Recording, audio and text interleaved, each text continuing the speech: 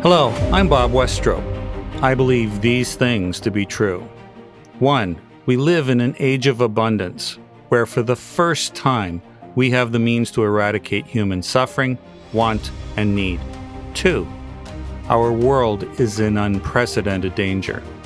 Too many issues that must be dealt with simultaneously, from climate change to an all-out assault on democracy itself. 3. We have years, not decades, to prevail, to make possible a new age of wonder. 4. The root problem is a systemic global leadership insufficiency. 5. We can't rely alone on current systems and structures to address this insufficiency. It's time for big ideas. And 6. It's on us to fix it. The Boom Exers, born from 1946 to 1980. We have the experience, networks, power, money, time, and most importantly, the motivation. It's our children's world. It's our legacy. Join me as I explore the big ideas needed to inspire our generation to action. Ideas offered by leading thinkers, doers, and activists, united by the understanding that we all share one very small and very fragile planet. Before we start, the Boom series of podcasts will be brought to you by several sponsors. Since Boom is intended to promote actionable, measurable, and meaningful impact, I wanted to make a statement in the acceptance of our first sponsor. That's why I invited Storyminers to be the first to support us.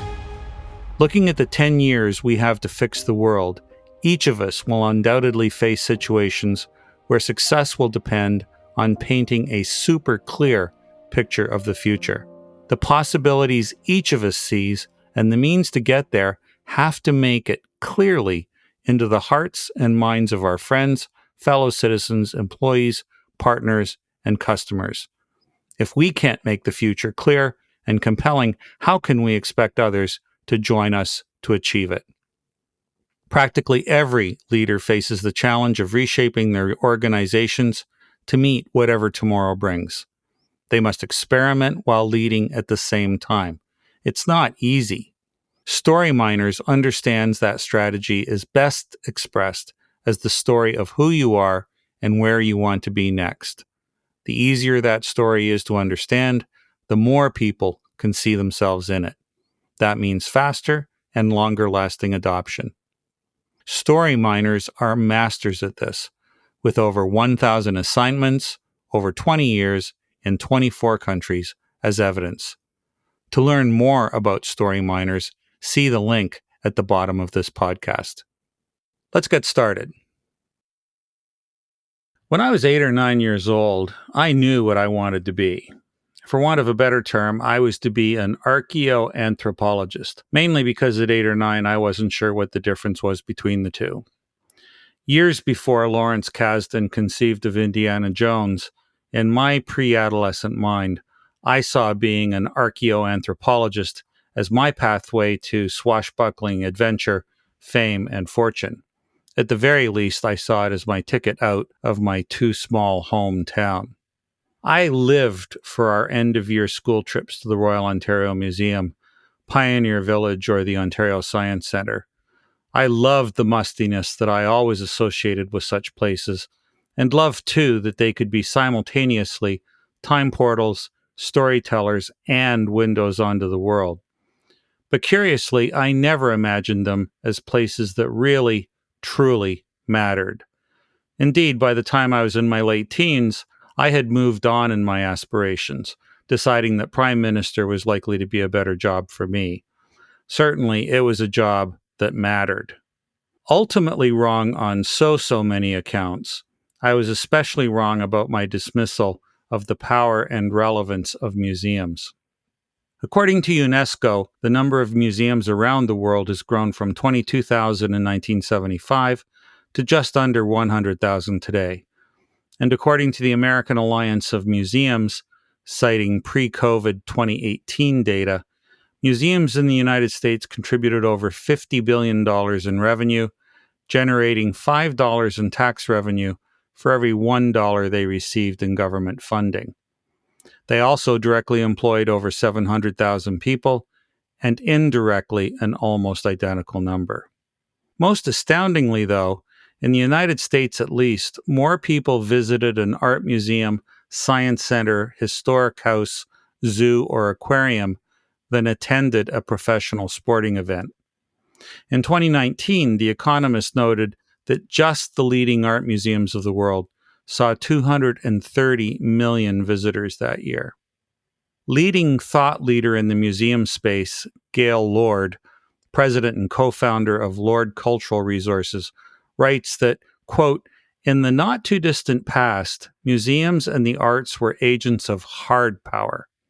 Wards initially of royal courts and then nation-states, museums were repositories of hard power, safeguarding the spoils of war and human conquest of nature. They reflected the state's hegemony, which was very useful for cultural diplomacy.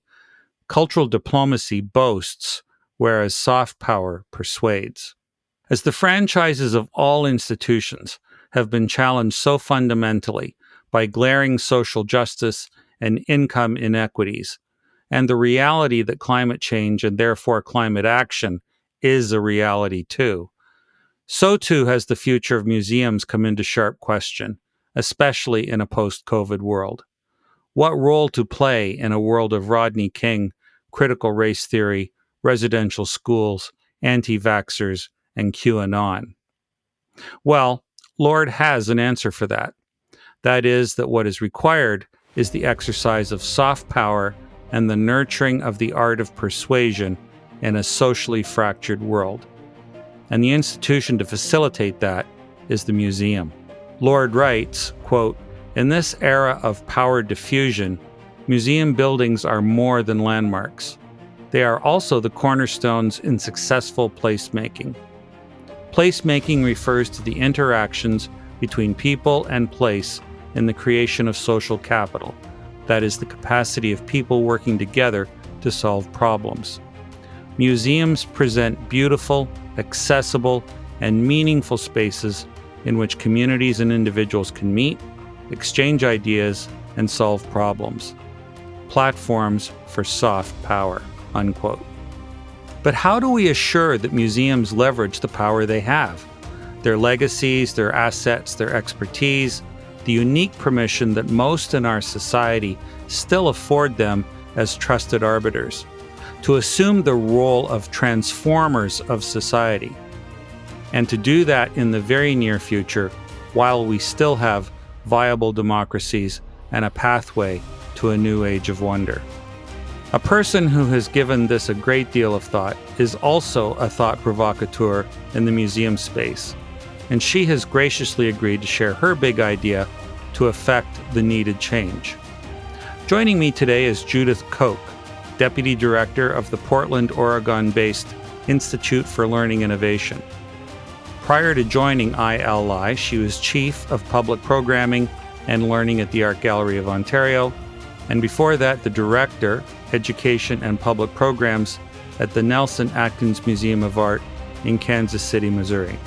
Judith is also a lecturer in the Museum Studies program at the University of Toronto and has authored over 50 peer-reviewed articles and papers.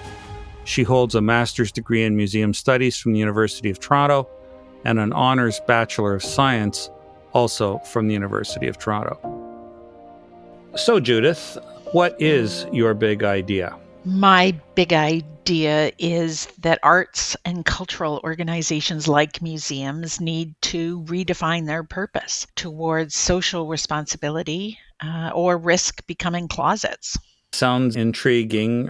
Where does this idea come from? I think in response to the current multiple crises, changes in the environment, climate change, social inequality, both race and income inequality, are seemingly increasing difficulty in having civil conversations and conversations across difference. And it's my belief that museums are the right place to create spaces that host conversations and show people how conversations across differences can be held. Rather than being places about stuff, I think it's time that museums become active participants in shaping a better world and the future we all want.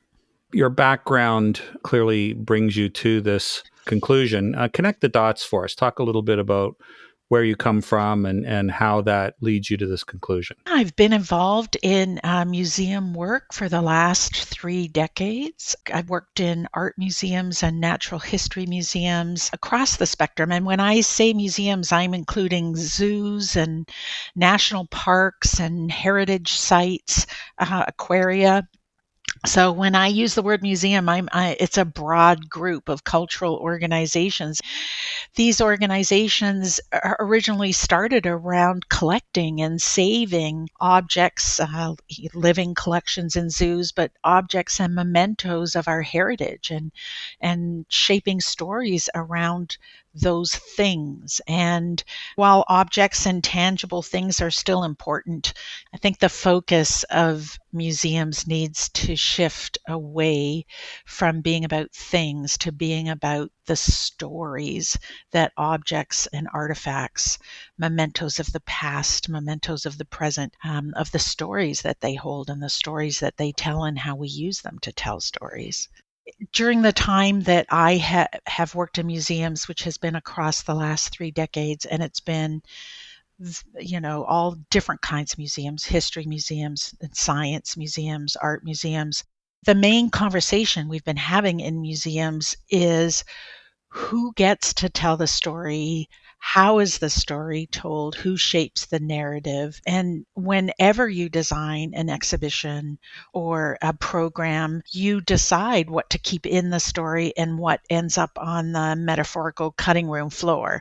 And so all of those actions are carefully thought through in a museum. And so we have a lot of experience in shaping narratives and understanding the impact of the decisions you make on the ultimate narrative. And so I feel that museums as have other organizations, but have been really involved in this conversation and have a lot they can share about the process of creating a narrative, the process of defining the truth, the process of weaving together multiple perspectives in telling a story that depends on facts and depends on being correct. So that's part of why I feel that museums are really central to this conversation in our larger society.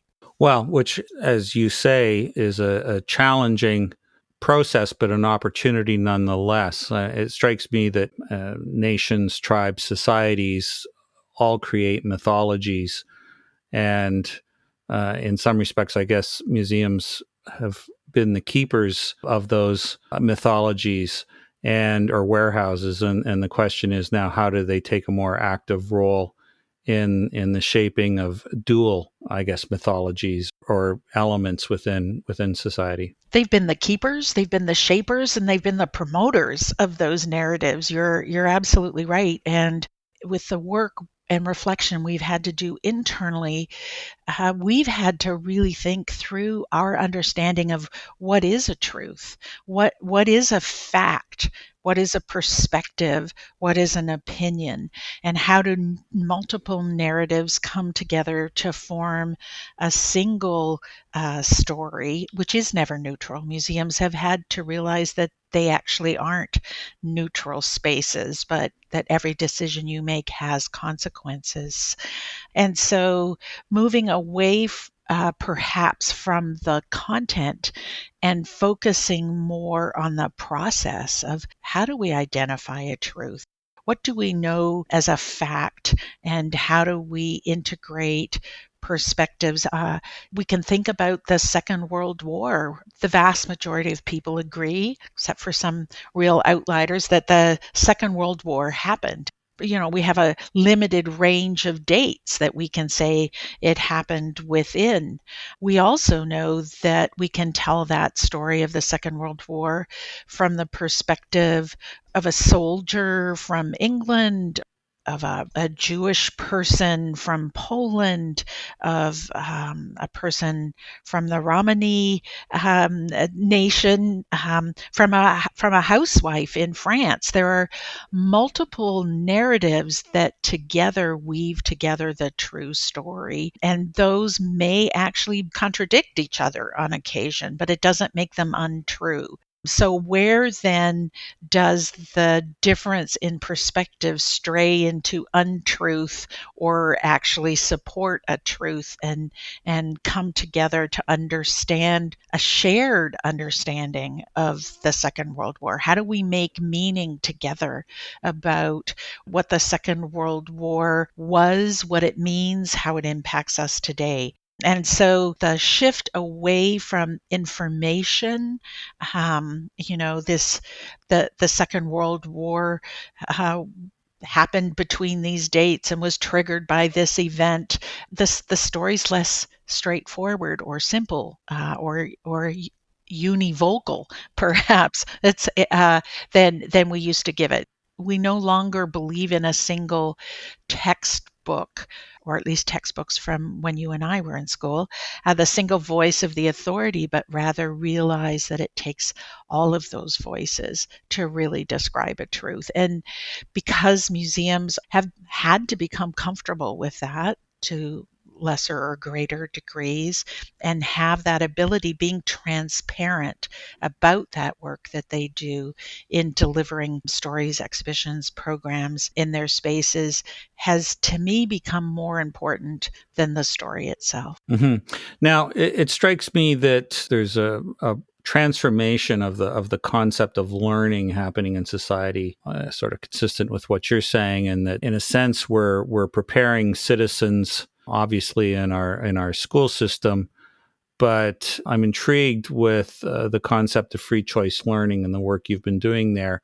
And really, I guess the logical conclusion or observation that most of the learning and therefore development of citizens happens outside school and in environments like museums and zoos and other such institutions. Can you talk about that?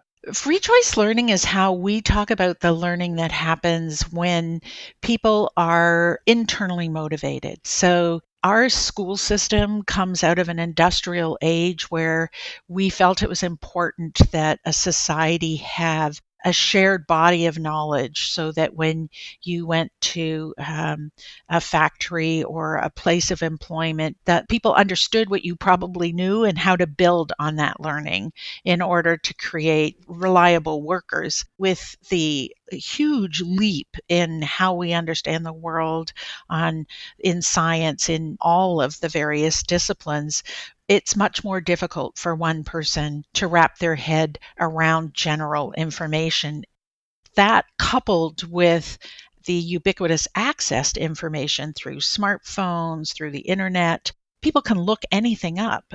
When I was in school, and I'm in my 60s, we were still learning the kings of England, the order of the kings of England, the regents of England, kings and queens. Today, nobody wastes their time learning those dates because you look those up if they're important to your conversation. And so free choice learning is putting the power of learning back in the hands of the learner. If I decide tomorrow that I want to understand better what a particle accelerator is and why they're bothering to do these tests in physics, I can find that information. I can start at the beginning and learn on my own. I can contact experts. There are websites to help me learn that. So free choice learning is the 95% of what you learn across your lifetime that doesn't happen in a classroom. Mm-hmm. That happens when you're alone with your computer, or or with a book or in conversation with a friend. And so we've spent a lot of time in my organization, the Institute for Learning Innovation. We've spent a lot of time thinking about how to support the learning that happens as people navigate the learning landscape themselves. How does that happen in astronomy clubs and boys and girls clubs and 4-H and at home within the family? And museums and zoos and national parks are all part of that learning landscape for people in ways that are different than classrooms, because a classroom almost always has a leader, at the front, leading the activity, leading the agenda. And so free choice learning is when the learner is in charge of the learner, which also can happen in classrooms. So the geography is less important than the motivation. This podcast series is based on some tenets that we refer to, but the point of the tenets is the aspiration to an age of wonder, the potential in the next 10 to 20 years to develop human society to a point where we can realize our full potential. Imagine the world, your world of museums and cultural institutions, next 5 or 10 years from now, adopting or acting against your recommendations. How does this help prepare the citizen for that new age of wonder? I think there are two important things actually that can come out of this. One is that museums are places, institutions that are trusted.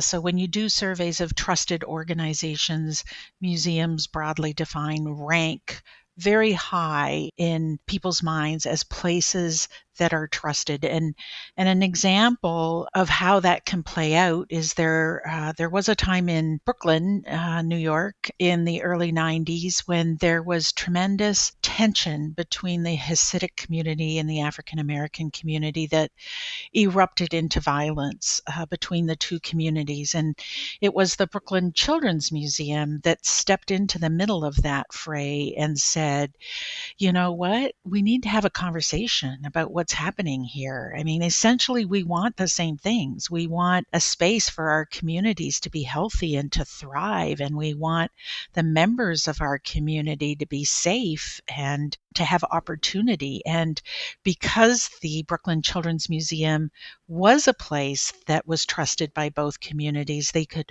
host those conversations in a safe and neutral space. Mm-hmm. And not only could they be the host for those conversations, but they could model how those conversations can happen. And those conversations across difference often need to start with what we agree on. So often we come to those conversations with a focus on our differences.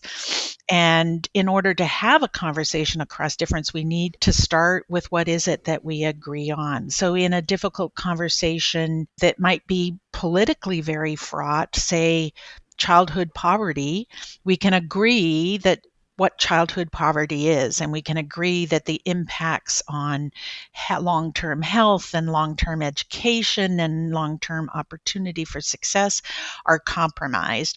The origins of the problem will have differing perspectives, and the suggested solutions will have differing perspectives. But by starting with what we agree on and standing in that shared space of meaning that we've been able to make together, it creates a foundation for which we can begin to navigate and weave together those differing perspectives on the causes and the solutions. And that's what the Brooklyn Children's Museum was able to do. So the fact that we're trusted institutions, and I want to circle back to that trust because I think that's an important conversation as well. And the fact that we often start with objects, so something tangible rather than something abstract. So the Holocaust is another example. When you go to the Holocaust Museum and you see the pile of leather shoes, I mean, that's a starting place for a conversation that is rooted in something I can see and touch and understand and have a personal connection to. And that grounds the conversation in another way in something tangible that then gives me common ground with someone with whom I have perhaps very different perspectives with. So the objects and the grounding in the shared space is one really important part of the museum's opportunity to make a contribution. I do want to circle back to the question of trust, because traditionally our storytellers in our society have been the news media.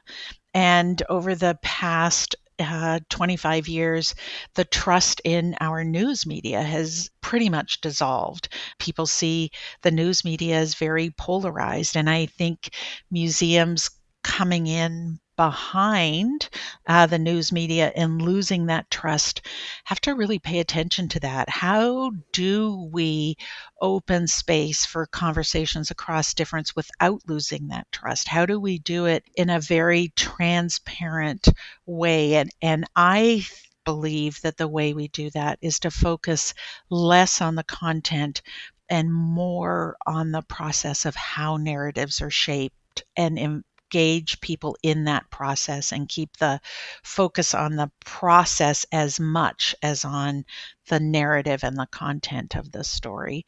And I think that will help us create more important, more meaningful stories in museums, more relevant conversations in museums, while putting at risk the trust, but perhaps doing it in a way that we can hold on to most of it. Is it fair to say that museums need to catalyze, or you're suggesting that museums need to catalyze congruence around a shared future as opposed to the past? The past is the past, and we all have different interpretations. But it seems to me that there's a permission structure, which is what you're saying, a permission structure with museums and like organizations to help in the development of a narrative of the future that we can all share. I think you've hit the nail on the head with that. There's an author in the museum field, a Canadian named Robert Janes, and one of the chapters of his books is Museums, Social Responsibility in the Future We Desire. And that's really it. By pointing out how our understanding of the past has multiple perspectives in it, we can look to the future and think about how we can weave our multiple perspectives together to focus on the future we desire and different avenues of achieving that future. The Oakland Museum of California is an example I'd like to point out. They, in the past 5 years, shifted their mission to really focus on the social cohesion of the city of Oakland. The city of Oakland historically had a very strong sense of community that revolved around the African American community that was there. Oakland is the home of the Black Panther movement. It had a very strong, politically active African American community and a very strong art community in the shadow of the much more expensive San Francisco. That's where a lot of the artists moved. As San Francisco has become so expensive, a number of people have moved into Oakland, and the people of Oakland are feeling a huge sense of loss. They feel like their community has become extremely fractured. Prices have gone up. Artists and the African American community, certain members of that community are moving out of Oakland to more affordable areas, and the strong core and sense of community of the city is dissipating. And the Oakland Museum of California did a lot of work with their community on what were the social issues that mattered to the people of Oakland, and really have committed to their work contributing to the social cohesion of the city. So what does that mean for a museum? Well, they've decided that means that when you go to their museum, you feel like you belong there, regardless of where you are on any demographic spectrum. They want people to feel like they've heard a new voice or a new idea while they've been there, but also that their personal perspectives are also honored and welcome in that space.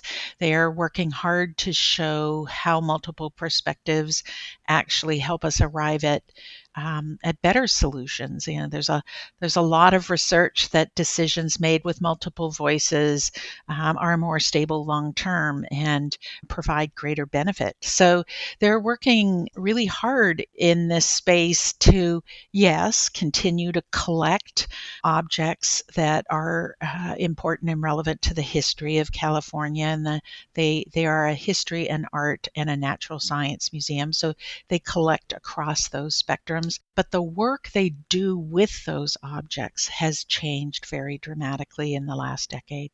To suggest that museums need to become, I guess, more forceful catalysts in societal transformation, it would suggest that there's a delta or an opportunity for them to do that. How would you assess, I mean, of the major museums that you've worked with and know, to make a generalization, are they doing a good job right now? Are they doing a passable job, or would you give them a fail on that?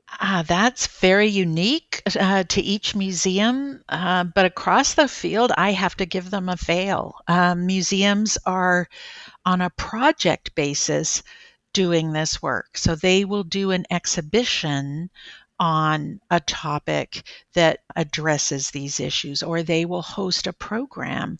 The Art Gallery of Ontario and the Royal Ontario Museum, both here in Toronto, are doing a lot of work around what does reconciliation mean for museums? What does a nation-to-nation relationship between settler and First Nations people, what does that look like in a whale exhibition, for instance, that the Royal Ontario Museum has on view right now?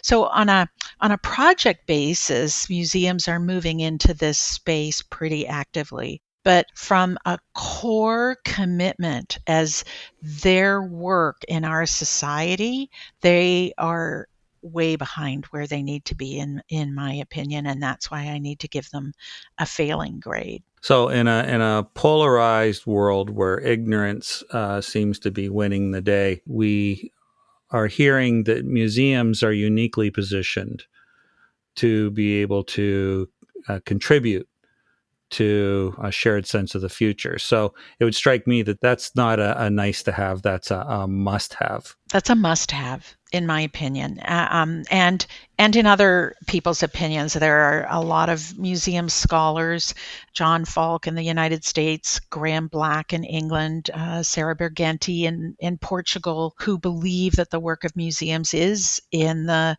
promotion of democracy and the support of critical thinking, becoming better citizens, not in the sense of understanding the world, but in sense of understanding how we move the world forward, how we build this shared future. There was a meeting of directors of art museums in 2000, it was either 2011 or 2012 in Aspen, where 30 art museum directors came together, and they were pretty evenly split around the idea.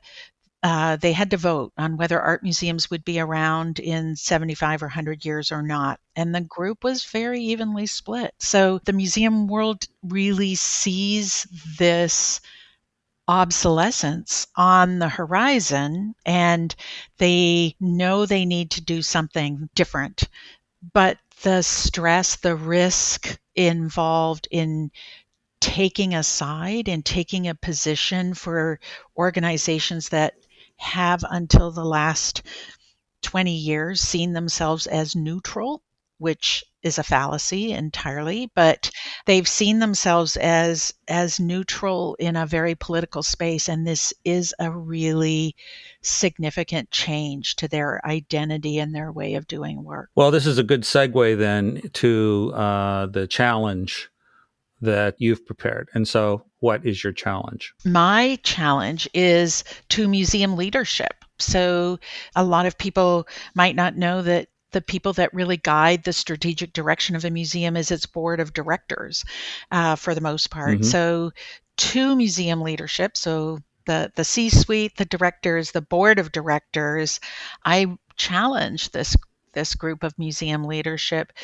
to refocus the central mission of museums, the reason for their existence, away from stuff, from objects, collections, and towards social responsibility. So really becoming spaces that help societies understand how to make shared meaning and how to think critically about the information they're bombarded with.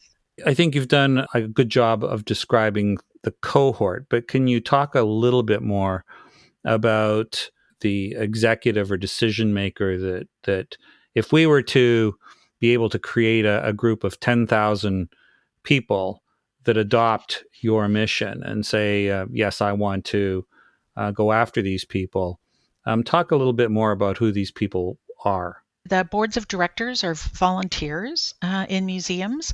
The directors report to the board. They're obviously employed by the museum. And so I would say it's the museum directors, whether it's a small museum in a smaller community, really helping that community think about the world that it's facing, or whether it's the National Museum of Art or the National Museum of History, the Smithsonian's. It's on all levels. Smaller museums tend to be much more engaged with their immediate communities, whereas larger national museums are more engaged in the national story, the national narrative. So it needs to happen at all these levels. Smaller museums tend to be more nimble, and I think smaller museums can move into these spaces. They're less risk adverse than larger museums, so heavily dependent on funders, on charity, on philanthropy. And so I think smaller museums have an opportunity to demonstrate how this is done, to show that it can be successful, to learn how to do this work in different ways, how to do museum work in different ways. But national large museums have a really important responsibility to think about what this does mean on a national level. What does it mean to be a Canadian or a Slovenian or a member of the European Union? What does that mean for how we think about the world and how we make decisions, and what are our shared values that bring us together and unite us? So it's to that board of directors. Most people join the board of directors of a museum because they have interest in the topic. They'll be history buffs or they'll be art collectors. And so they're really interested in the content, but they really have to ask themselves, to what end? To what end is this institution important in this community, and what is the contribution we're making to a healthier, sustainable society? Well, and clearly, if one wants to achieve impact in a relatively short period of time, 5 or 10 years, it means revisiting, I would imagine, who is recruited for board positions. I mean, if one needs to be more than a history buff or an art collector, one needs to have the capacity to see how that can be leveraged for the kind of understanding of a shared future you were talking about. So I think we need to recruit people to the board that expect more of museums, demand more of museums in terms of their social role, challenge the existing board and leadership to think really deeply about the long-term impact and therefore the short-term priorities that museums are engaged in. Not to put you on the spot, but I mean, who are the exemplars out there that you might cite? The example I gave of the Oakland Museum of California is an exemplar. There are conferences being held. Slovenia in last spring, the spring of 2021, held a large conference for members of the European museum community to really think about what is the social responsibility of museums. So again, there are museums that are doing this work on a project by project basis. The Royal Ontario Museum in Toronto is infusing all of its work.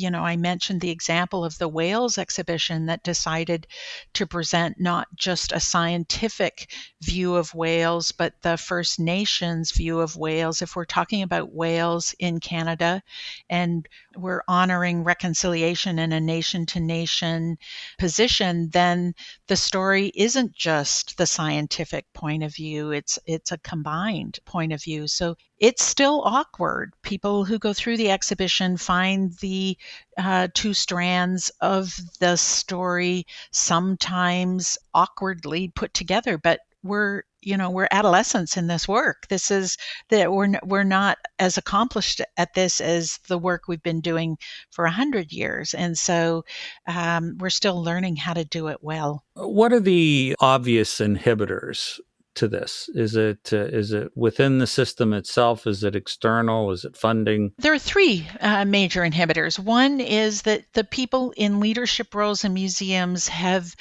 done all their schooling through our current academic model, which has positioned them as the expert, as the person that knows the important stories, that is the decider in what stories are told. And so asking them to move away from this area in which they've become so skilled, and inviting in alternate, perhaps disagreeing voices is really challenging for the way they have been trained to work. So that's one thing. Another is funders. Museums are funded by often by large corporations, by petroleum companies, by banks, by organizations that frankly are just as happy if our society continues on in the way it's been built. So the funding of museums, funders and museum boards of directors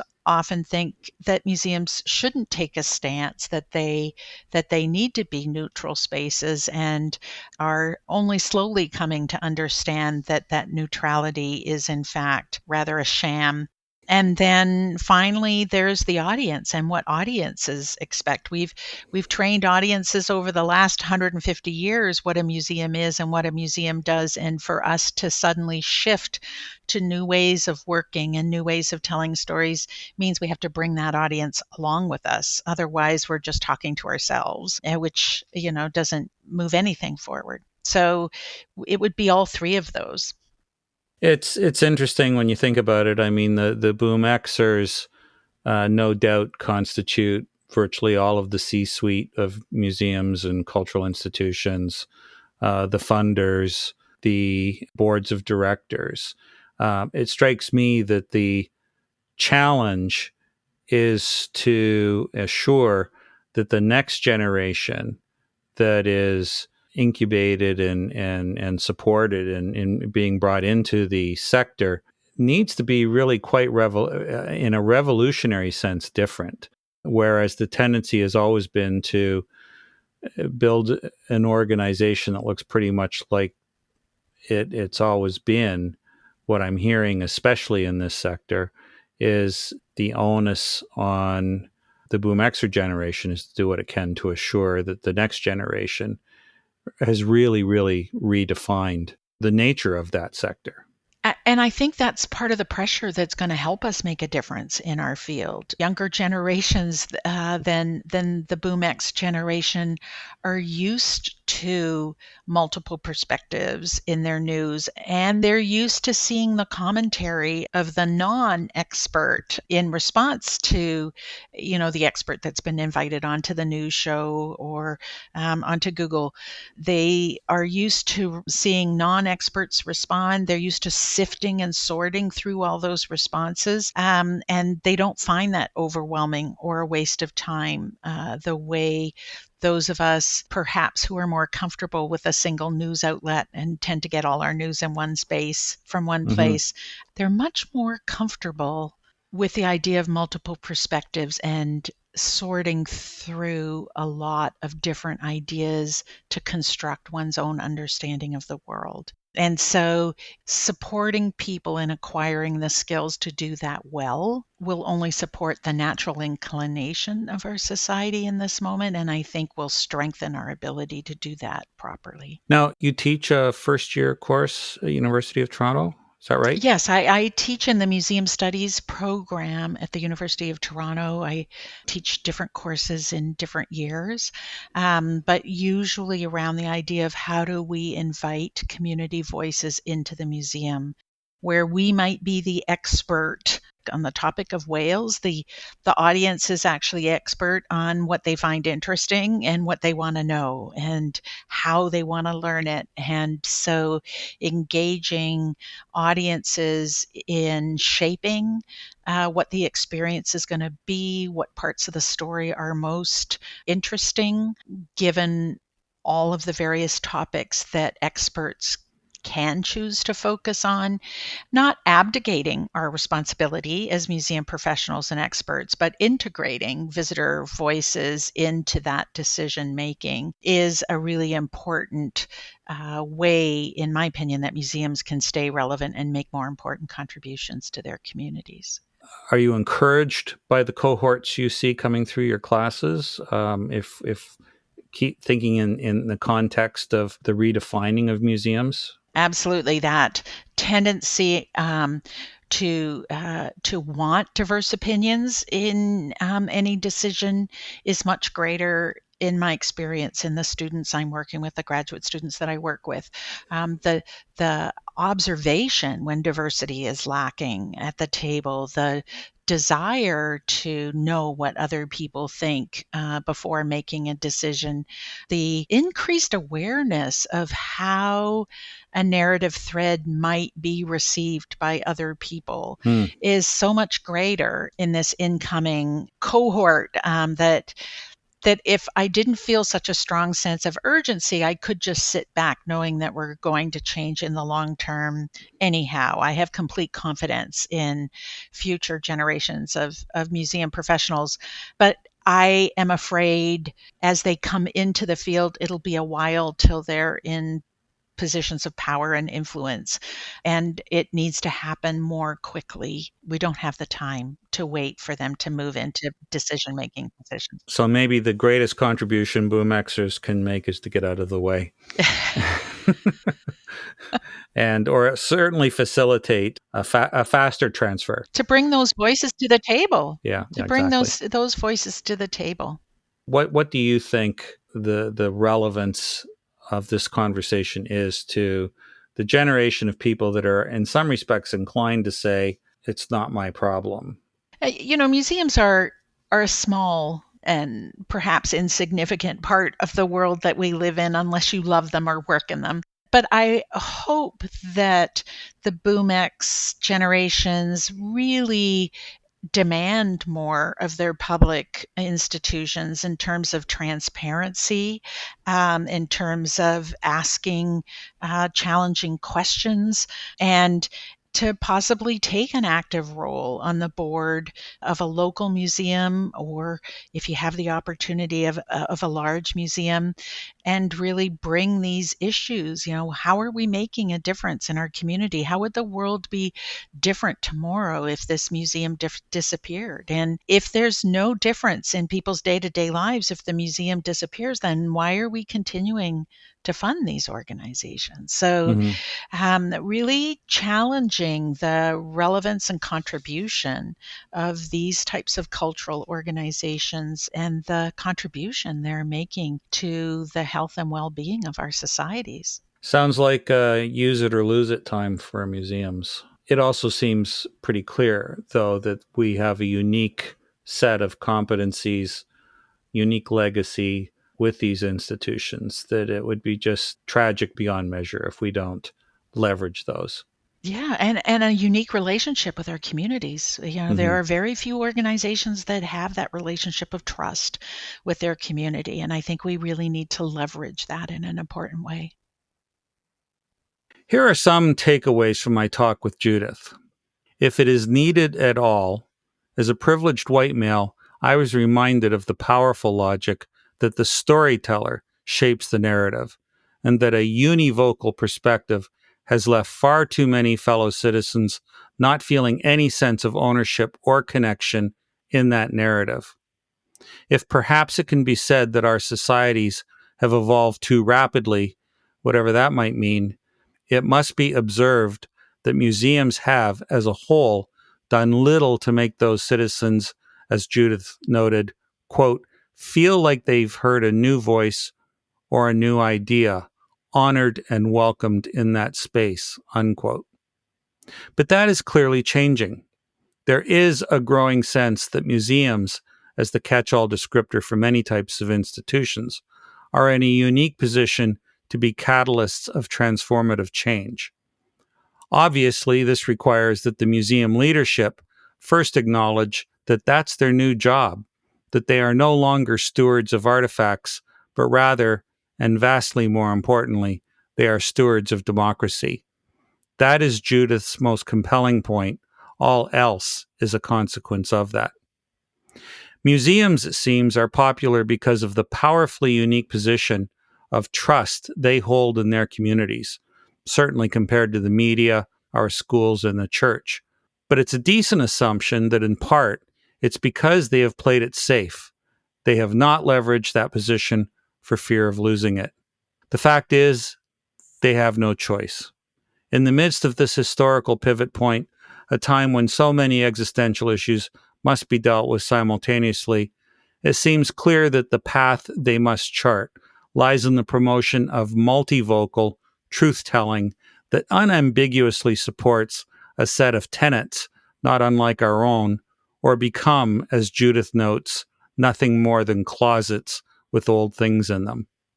However, we need to be honest, too, in admitting that through history, every village, town, city, state, province, and country, every culture, every society, every religion exists on the foundation of a narrative that is, at the end of the day, a myth.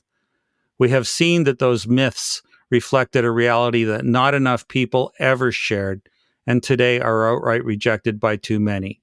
In quantum mechanics, we have learned that through the process of superposition, the same matter can exist in two or more states, even into the thousands, in parallel, simultaneously, each a true version of reality.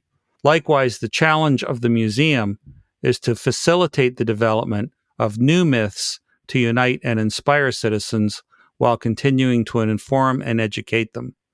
In short, they must devise the social algorithm that is the equivalent of social superposition, where multiple truths exist within one reality.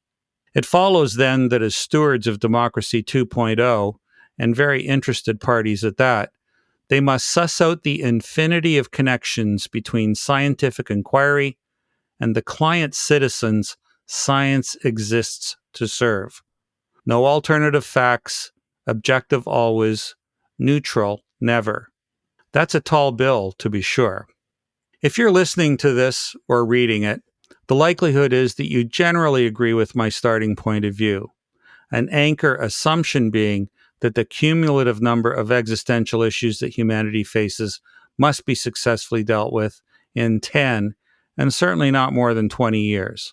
They must be addressed simultaneously, with the threat to democracy considered issue zero, for none can be successfully managed in a world where truth is a currency that can be shaped and manipulated, bought and sold. A side note here, I am by nature an optimist.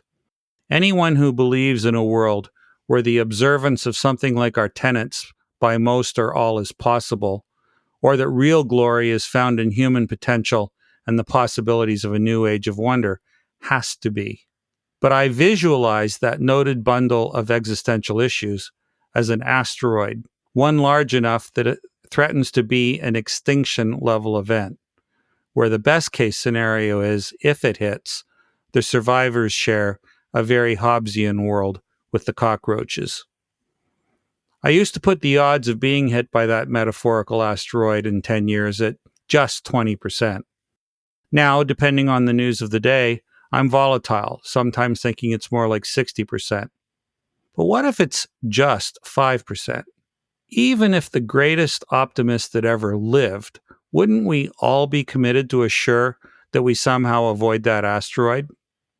Though not a material physical threat, neither is it abstract. I believe that we must address the threat as we would that asteroid, with a systemic global response where no resource is wanting. I posit that there is no way that existing institutions alone or in the aggregate have the capacity or importantly the mandates to address these issues and hold themselves accountable for the addressing of these issues. Not at least before the asteroid hits. Instead, a civic mobilization of people and material support is required to take these issues on systemically and globally with a self-imposed 10-year deadline. And I believe the cohort best suited to lead and facilitate this mobilization are the Boom Exers.